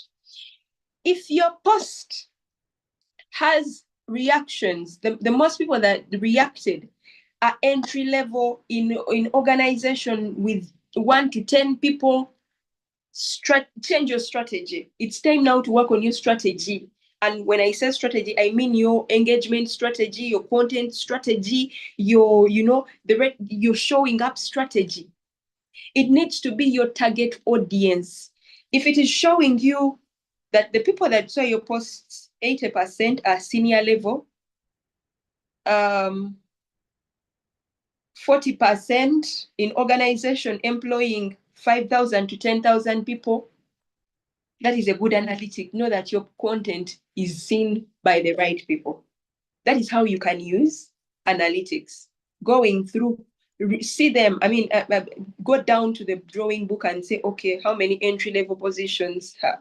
These are not the people I want to see me. But it is okay if they're assistants to executives. But it will also show that is now seniority, because an assistant to an executive is up there, because they're the ones who recommend you to the head of departments, to the CEOs, to the hiring manager, and blah, blah. Have I answered you? Yes, please, you have, and it was sufficient. Thank you so much.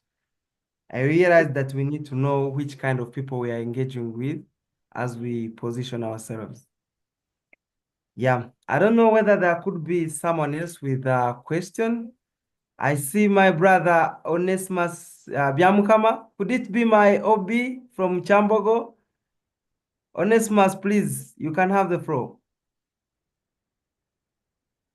Oh, yes. Thank you so much, Keith, Ritah, and everyone on the call. This is Onesimus. Before I've said it before that I'm your OB, Keith. We sat in the same class at Chambogo. But most importantly here, I want to commend the work or what Ritah has talked about here. This is something great.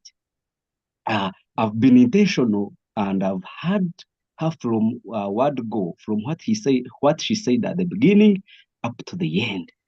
These are things that really exist. Personally, I'm a living example. I decided to engage so much on LinkedIn, starting with February. Towards the end of February, I revamped my profile. I changed my profile. I engaged with people, and it's now yielding. Now that I'm building my profile, I'm building my account. I've tried also to get people to come back, to come and engage with my posts. Some come follow me up, they request for feedback, I give them, I engage them, I talk to them. I have actually started to mentor people. And I would say, if Ritah was my lecturer today, I would be with the first grade. I would be with the first class, because this is what is really happening on LinkedIn. You grow your following by the content you post. You reach the right people by what you post. So my only one question to Ritah is, there are people with a lot of work to do. Maybe they are engaged in different things, and it makes them difficult for them to be consistent. Actually, you talked about consistency. So it makes them difficult to be consistent with the posts. For example, if I'm promoting brand A, I have 3 brands that I'm promoting. So how will I be consistent in just a day to work on these 3 brands and also to work on myself? So it has been a tribalizer and a challenge to it. So thank you very much, Keith. Thank you much, everyone who is on the call. I wish you the best. Yeah, thank you so much, Onesimus, for the work you're doing and for the supplement you've given. I hope our speaker has captured the question. She's going to respond to that. And I hope if she's ready, she can take it on now. Thank you. Okay.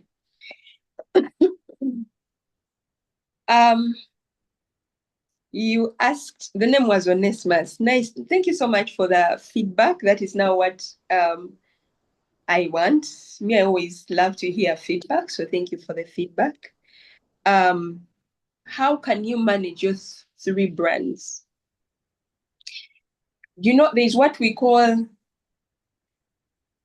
when you're building a brand, something I didn't mention, you need to have priorities. And once you have priorities, you have to set time for those things. Okay, you need to know what you need to do. For example, I have a 9 to 5, my friend. Please listen to me, Mr. Onesimus. I have a 9 to 5. That's why I'm still seated in office. But thankfully, sometimes I have some free time. So I don't want to compare myself to some people who have strict jobs that don't have time. But the truth is, I have a 9 to 5. I have my page to grow, my page. I'm running other people's pages. And then I'm doing other things also alongside it. How do I manage? You just have to it comes back to being, having priorities and being intentional about what you do. You want to build your brand. You might not need to pour the whole day into LinkedIn. No. You might choose to sacrifice and say, I've been waking up, let's say at 7. Now I'm going to be waking up at 5. When I wake up at 5, maybe do my prayers and then blah, blah, blah. And then at 6, I go onto LinkedIn. Something you were not doing before. I don't know what time you're waking up, but I'm just giving you an example of how you can manage. I don't do that. I don't want to lie, but I know creators who do that. And there's a way people who post at that time always post, their posts just go viral. I don't know why. Okay. So you say, maybe I was waking up at 7. Now I'm going to be waking up at 5. And then I'm going to engage for at least 20 minutes on my main page. And then I will put out my content and engage for another 10 minutes. And then go to the other pages or other brands that I'm building their pages and do the same. And the good thing with company pages, they don't need so much time like your personal page, because you can always use your personal page to promote the company page or the NGO page or other company pages, business pages that you created. Give more time to your main page and then set aside 10, 20 minutes for the other pages. If you have a 9 to 5, by 7, you're showering or you're on the road, depending on how far and how much jam you have to hit and go. If where you stay, let's say, is very far from town, and you know it is 5 that you start moving, then shift it to the evening. Because LinkedIn, like it or not, it is about what you give is what you get. If all you do is putting up posts and you're not engaging with others, you will put your post and come back and your post will be looking at you like this. Impressions, 50. Because except for the few people that know you and keep following you, they're the only ones who will see your post. The algorithm will not push you. Okay?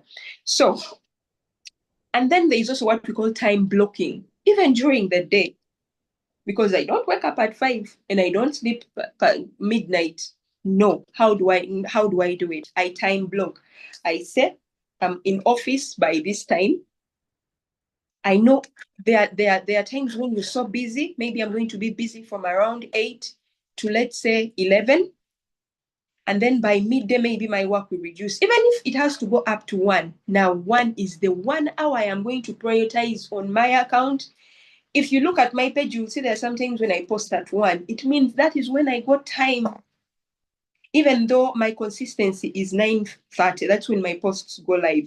But if I'm too busy and I miss it, because I don't want to put out a post, especially if it is value-based and I know I wanted it to reach more people, and just put it there for it to flop. So you want to do some work so that the post will move, and then that means I will post at 1. When my lunchtime comes, I will immediately go engage, put up the post, continue engaging. By 2, I'm done and back to work. Did I answer you or did I miss something?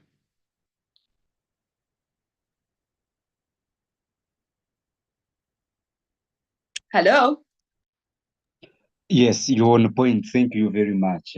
You are talking about personal administration. Personal administration. Yes, thank you, Ritah and Onesimus, for that feedback you've given. I'm glad that you're appreciating. And there is someone with a question from the messages, and that's Christine Martha. She's asking, what do you recommend? Do I post and put my content out there, or do I strategically follow and connect with my target audience? Yeah, I had seen Martha's question and I had actually written it down. Thank you for bringing it up. Okay. Very much. So it is advisable, because you said, if I'm new, what is the best way? If you're new, first study the platform. First take your time. Engage. Just engage with posts that you like. Feel free to send out connection invites. Feel free. Follow your favorite creators so that their content comes onto your page, but don't rush to post. Because who is going to see it, honestly? Let's say you have 10. Okay, you have 10 connections. What is the probability that the algorithm will push your post to those 10 followers or connections? Very low. So it is very important if you're new, because the question was, if I'm new. So if you're new, take time to learn the platform, take time to grow your following in the meantime to at least 100. But what you should be doing so well is engaging. Leave comments, because even in the process of leaving comments, people are noticing you, and then some are coming to you to send connection requests, and then some are following you. So you're growing your account. But don't rush to post. And also, it is if you come and you already know your target audience, it helps. Clarity, because what disturbs most people is they don't have clarity. They don't know who exactly is my target audience. If you come to LinkedIn and you know you're not looking for small businesses like some of us, you're looking for a job, then let your content from the word go focus on that. Stop, people see what is trending and post what is trending, but it is not what you're looking up, what you need. Because Ritah posted about, let's say, because Ritah posted about a bad vice, so you also go and post about a bad vice. Because you see what is trending is people giving posts that talk about how to grow on LinkedIn. You also go and post about how to grow on LinkedIn. But you have 10 followers and you're teaching people how to grow. Have you seen those kinds of posts? Someone that has not even mastered their content, their posts never exceed 10 reactions, and they are teaching you how to grow on LinkedIn. Really? Because you saw it's what is trending, you think it's going to help you. No. Me, I look at your post, I just swipe. Okay? Take time to learn the platform. If you come and you already know what you want, focus on that and be strategic. My battery's running low. Sorry. Be strategic in who you send connection invites to. You can accept. Okay, no, you can be strategic on who you send to, and also be strategic on who you accept the request with, because these are the people that they will be pushing your posts to. Now, if they are not your target audience, you're killing your brand.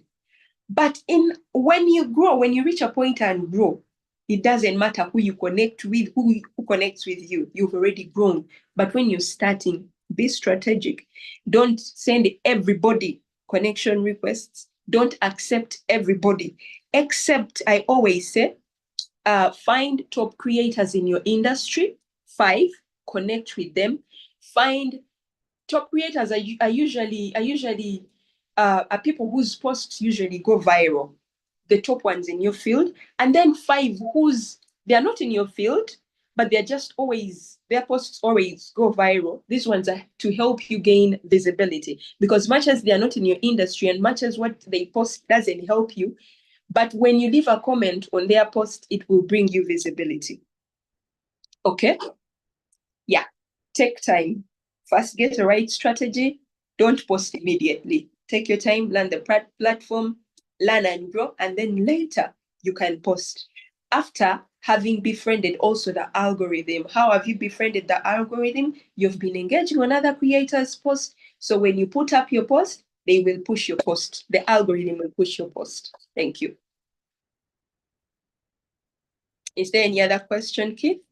Yeah, thank you so much, Ritah, for the response. I see actually we have more questions in the comment section. Evelyn had asked some question that she sometimes creates content relating to her profession, but no one comments or likes. What could she be that she is doing wrong? But I think, as you explained, you've been able to tackle some of the answers. I hope so. Yeah, I did, but let me just add matter to that. Okay. Yes. You say the name is Christine? It's Christine. Evelyn Sengen. Yeah. And are you connecting with people in your industry? That also matters. Because you're saying you're posting content in your profession. But are you also engaging with professionals in your industry? Are you connecting with them? Or you're only connecting with people whose posts go viral? Remember, I told you 5. Okay, not only 5, but that was the bare minimum. If it is 10, let it be 10. 10 people in your industry, 10 people who are not in your industry but go viral. Okay. But are you connecting with people in your industry? If you're not, then you're the one killing your content. For example, what is a virtual assistant going to use content of a project manager? They will read it and leave. Because sometimes some will not even read it, because they'll be like, I don't need this. It's not going to help me. I'm just a virtual assistant, or I'm just a social media manager. So now what are these numbers? This person is putting these numbers, confusing me. They will not engage or pay attention. But if it is people, let me use a scenario. Recently, I've been helping my partner, my fiance. I've been telling him to start posting on LinkedIn, but he's refusing. He has his account there, but he doesn't post. But even at their workplace, they tell them, utilize LinkedIn. It is very helpful. It is very helpful. Now, recently, I encouraged him to post, but I gave him the strategy. Don't first post, use 1 week to engage. Now, the next week, put up your post. Let me tell you what happened. He put up a post.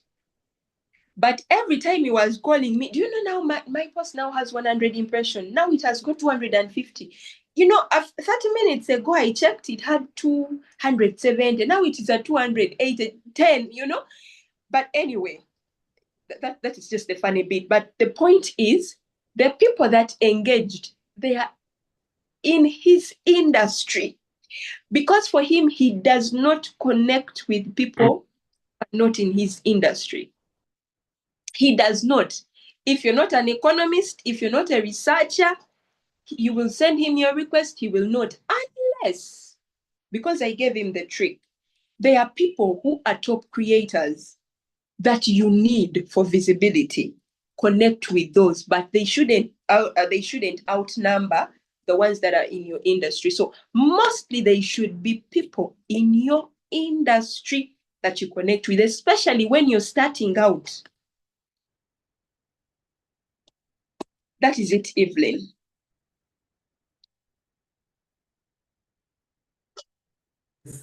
Thank you so much. I see there are other questions in the comment section by Onesimus.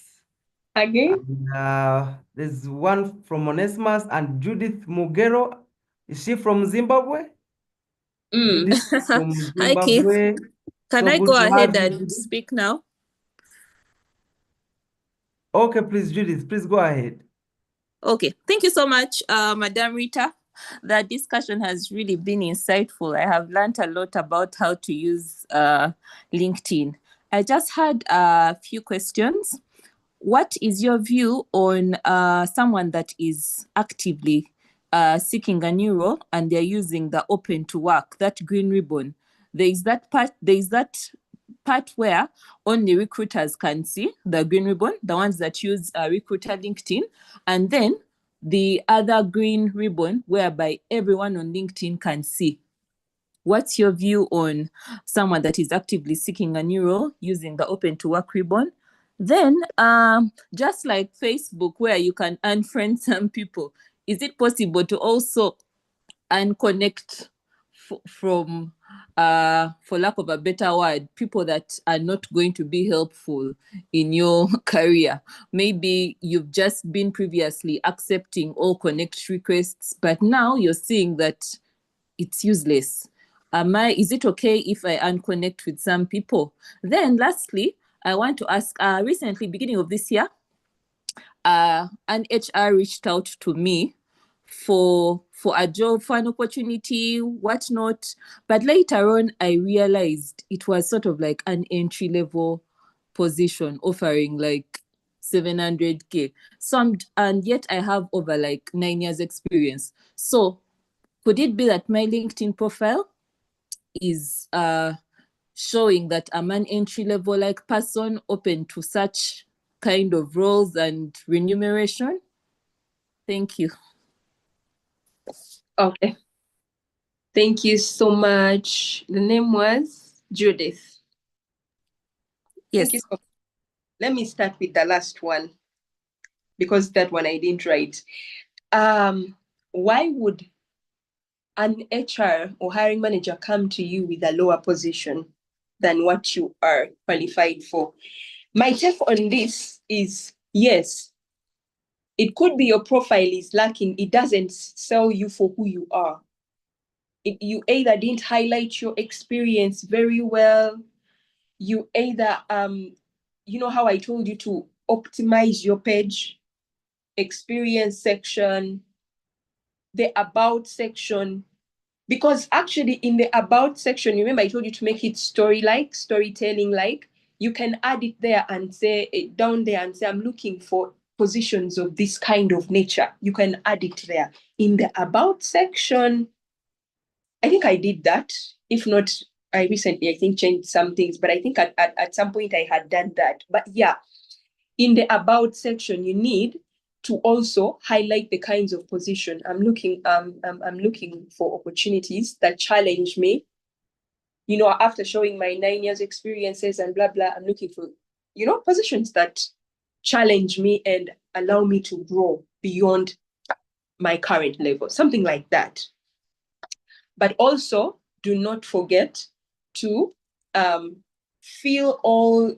Remember when I told you to highlight your accomplishments and achievements, and in that experience section, don't just say I have worked as a manager, but you don't show as a manager what have you done, or as an accountant what are those things what are problems you solved. You know, like how you're in an interview and they will ask you those questions. What are those problems you've solved? Put them there. While at this position, I helped solve this position, so that people that come to your profile see your worth. They see you for who you are. Your question number 1 was my view on the open to work banner. Personally, I don't agree. I don't like it. Actually, when I see open to work sometimes, if I was going to send a connection invite to someone and I see open to work, sometimes I don't. Do you know why? Because one, get me right, there are two ways of going about this. It works. It shows hiring managers that you're working. And it is advisable to use the one where it is only hiring managers that see you, not everybody, not every Tom, Harry, and Dick and the Ritas see it. Make it in a way that only hiring managers see you, so that they know you're looking. But let Rita not know, because I'm not even going to give you the job anyways. Let me not know, and all other people who are not employers and hiring managers, let them not see.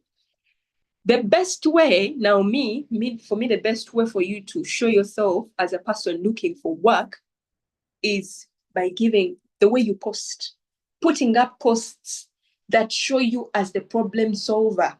Remember when I told you on LinkedIn, opportunities come to you? Show yourself as the problem solver. Coach Samuel has written about it several times. You will allow me to use him. How people come to him and offer him opportunities, not because he's looking, but because he has sold himself. He has positioned himself as the problem solver. A lady consulted with me in the UK. She was looking for a position, and I saw she had put open to work. I told her to make it visible to only the hiring managers, and I told her to start creating content, selling her skills, her abilities, her experiences. But of course, in a strategic way. Don't just come and make a post. I am this, I have this experience. It has to be strategic. You bring it out strategically. You can tell it in a storytelling form. I traveled to Zimbabwe. I got this job. I found that there was this kind of problem. And at first, the manager ignored me, but later they gave me time. They allowed me to handle the situation. And I did this, and this. And the problem was solved. You're already selling yourself as a problem solver. In a storytelling way, you didn't look desperate. But then down there, you can maybe mention that I'm open for opportunities in the position of X, Y, Z. And then how to unconnect, as you called it. There is no unconnect, but you block. When you block, you automatically unconnect with those people. I don't know if there's unfriend. I've never tried it, but if I find someone I don't need, I unblock. If your account has grown, you might not need to do that. But if you're still growing, there are people who you see will not help your account to grow. They will not help you get what you want. Block them. Thank you. Keith? Thank you so much, Rita. That was expansive, and I hope she's gotten the message. I think we are now past the time, and Yeah. though we still had more questions, I am requesting, we have a WhatsApp group. We have two groups actually. We have paid up members, the group for principal members, and also a group for the other members who, of course, benefit from the programs. And I hope that we can continue to engage through those sessions. I've also been able to share the link to Ritah's LinkedIn profile. You can be able to reach out to her through messages. And also you can be able to continue following these programs on the YouTube channel of the Transformational Professionals Club. You can also follow Coach Samuel Ibanda on YouTube. All these webinars that we have, even the webinars we've had since the year began, they have been aired out on the YouTube channel. You can just type on YouTube, Coach Samuel Ibanda, and you'll be able to follow through all the webinars, even the ones we've missed. So you can take that chance. You can also reach out to us through text messages, and we include you in that group. You can also choose to be a paid up member so that you can receive some other exclusive benefits that can help you grow and be better. Otherwise, I want to thank each one of us who has been able to reach the end. You know, we start when we are many, but in the end, people keep reducing. But I appreciate each one of you. I know we are busy people, professionals, but you know, keeping on is what we need, and it's what helps us to succeed. Not giving up is what helps us to succeed. So I thank you so much. But before I close, I don't know whether Ritah, you could be having something to close with before I conclude. Thank you. Yes, yes. I want to share a quote as I close. Your career is your responsibility, okay? Your growth is your power. Choose wisely. Your career is your responsibility. It is you. Do not say the world is unfair. Of course, the world is unfair for many of us, but we chose, or we choose. You choose, like my friend used to say, you choose your own poison. Your career is your responsibility. Whether you grow or not, it is your responsibility. How are you positioning yourself? How are you investing in your personal growth? That is all your responsibility. Your growth is your power. And then I want to encourage you people to take bold steps this week, especially on the things that I've mentioned, the things I've talked about. For example, go and do an audit on your LinkedIn, your profile picture, your headline. Are you selling yourself? Are you selling yourself? Okay, sorry, it's a phone call. Are you selling yourself short, or are you selling yourself for bigger positions? Your profile is like your resume. It is your digital resume.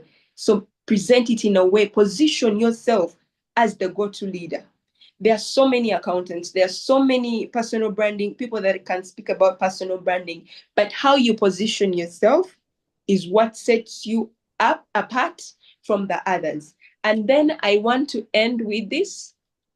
You don't have to be famous to be impactful. Some of us were not. Actually, when you read people's stories, they started from the scratch. They made intentional steps of building their brand. There's a lady who has actually spoken to you before, Ritah Kabanyoro. I remember when when Moses was helping her with her LinkedIn page, she became intentional about what she wants. She positioned herself for the positions she wants. Before long, I've been following this lady for a while because she found me creating. But at some point, she blew up because she became intentional. She positioned herself in such a way that organizations started to see her. I remember when she announced on LinkedIn having gotten that position, she didn't have it before, but became intentional. And I remember Moses was helping her with her page. I don't know if that is something I was supposed to talk about, but what I'm trying to say is be intentional. Do this thing. You don't have to be famous to be impactful. You just need to be intentional, and then you will get the results that you want. And then you don't need to have a large following to start causing an impact, or to start being noticed, or to start attracting opportunities. With those little numbers that you have, as long as you position yourself right, people are going to start following you because you have position. I need another session to just speak about positioning because people do it wrong. Just coming on LinkedIn and posting is not positioning, but how do you do it? Are you selling yourself in a way that recruiters see you, or the people, the hiring managers, or the people that you want? Positioning matters. With those words, thank you for listening to me. God bless you.